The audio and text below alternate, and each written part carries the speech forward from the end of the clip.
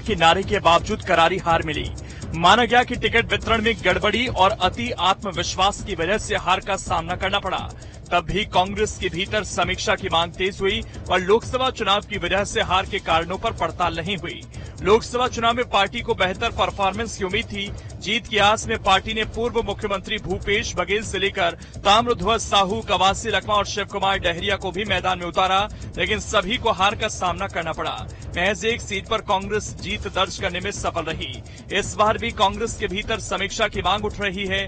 धनेंद्र साहू जैसे बड़े नेता ने कहा कि एक स्थान के नेता को दूसरे स्थान से चुनाव लड़ाने का नुकसान हुआ, पार्टी को समीक्षा करनी चाहिए। कई और नेता भी दबी जुबान पर हार की समीक्षा की मांग कर रहे हैं, लेकिन अब तक कांग्रेस ने समीक्षा बैठक नहीं बुलाई। दूसरी ओर बीजेपी ने विधायकों, सांसदों और संगठन के वरिष्ठ नेताओं की बैठक कर न सिर्फ परिणाम की समीक्षा की, बल्कि निकाय चुनाव की तैयारी भी शुरू कर दी है। यही वजह है कि कांग्रेस में लगातार एक तरफ से समीक्षा की मांग हो रही है। नहीं, ऐसी कोई बात नहीं है। कांग्रेस पार्टी हमेशा से मजबूत रही है। छत्तीसगढ़ में कुछ परिस्थितियों के कारण हम लोकसभा चुनाव में पीछे रह गए हैं, लेकिन हमारी पार्टी अभी मजबूत है और इस पर और कैसा मजबूत किया जाए, आने वाले चुनाव में किस तरह से पार्टी का प्रदर्शन रहेगा, बैठ के चर्चा करेंगे, उसमें कहीं कोई दिक्कत नहीं। वहीं बीजेपी भी कांग्रेस पर तंज कसती नजर आ रही है।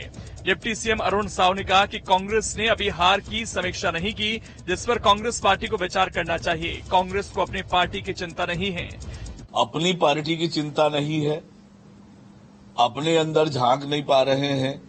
सरकार के कामों पर, सरकार के निर्णयों पर लगातार वो बोलते हैं, घर संभला नहीं जा रहा है और घर की दुर्दशा हो रही है और दूसरे के घर में झांकने का प्रयत्न कांग्रेस पार्टी कर रही है। छत्तीसगढ़ में जीत से बीजेपी जहां उत्साहित है, वहीं कांग्रेस लगातार 2 बड़ी हार से हताश है। ऐसे में जहां कांग्रेस संगठन में बदलाव की अटकलें तेज हैं, वहीं हार के बाद रार के हालात भी बने हुए हैं। इन परिस्थितियों में सबकी निगाहें अब हाईकमान पर टिकी हैं। अब ये देखना दिलचस्प होगा कि हाईकमान वर्तमान नेतृत्व के पक्ष में फैसला करेगी या कोई बड़ा बदलाव देखने को मिलेगा। रायपुर से अंकुश शर्मा के साथ team news state. Madhya Pradesh के छिंदवाड़ा जिले के अमरवाड़ा विधानसभा सीट पर होने वाले उपचुनाव के लिए 10 जुलाई को मतदान होना है। बीजेपी प्रत्याशी कमलेश शाह ने अपना नामांकन दाखिल कर दिया, लेकिन कांग्रेस प्रत्याशी की अभी तक घोषणा नहीं हुई। छिंदवाड़ा प्रदेश के पूर्व मुख्यमंत्री का गढ़ है और अब एक बार फिर कमलनाथ के गढ़ कहे जाने वाले छिंदवाड़ा में सियासी संग्राम की तैयारी जारी है। रिपोर्ट आप देखिए।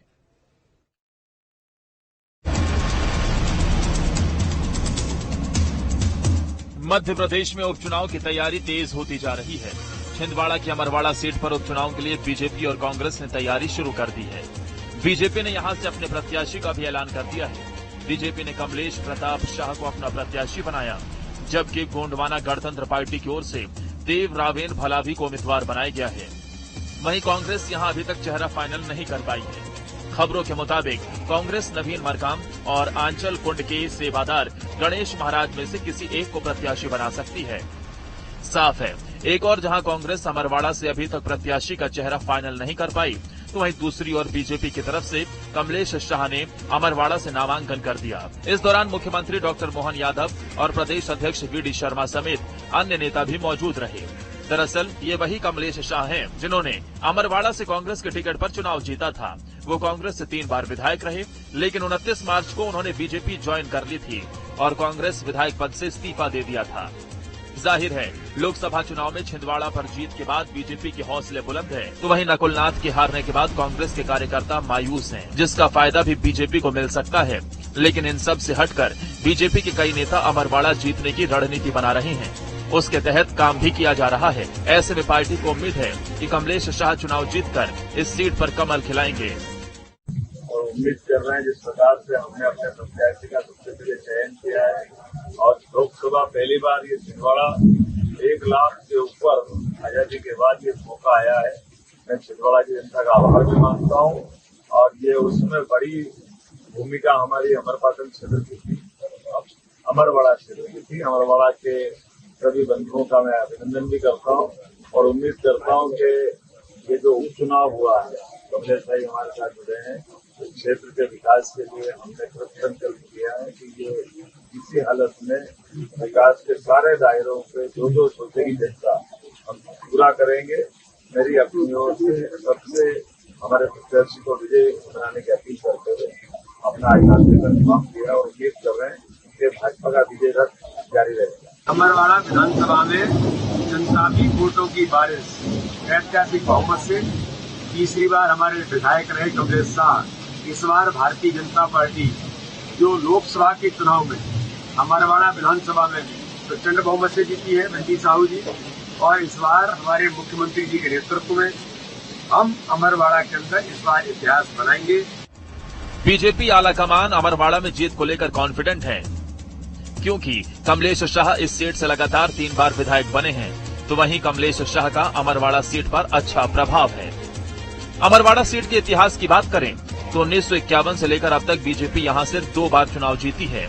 1990 में बीजेपी के मेहमान शाह उइके इस सीट से चुनाव जीतकर विधायक बने थे, जबकि 2008 में प्रेम नारायण ठाकुर चुनाव जीते थे। इससे पहले एक बार 1967 में भारतीय जनसंघ के एस.जे. ठाकुर ने चुनाव जीता था। 1951 से 2023 तक यहां 14 बार चुनाव हो चुका है, जिसमें 11 बार कांग्रेस ने जीत दर्ज की है। इस लिहाज से देखा जाए तो कांग्रेस यहां मजबूत है, लेकिन लोकसभा चुनाव 2024 के बीच बड़ी संख्या में कांग्रेस पदाधिकारियों, नेताओं और कार्यकर्ताओं के बीजेपी में शामिल होने के बाद कांग्रेस पार्टी को यहां बड़ा झटका लगा है। इस सीट पर उपचुनाव भी इसलिए हो रहा है क्योंकि कांग्रेस से लगातार तीसरी बार विधायक बने कमलेश शाह इस्तीफा देकर बीजेपी में शामिल हो गए थे। इस लिहाज से इस बार का चुनाव कांग्रेस के लिए आसान रहने वाला नहीं है।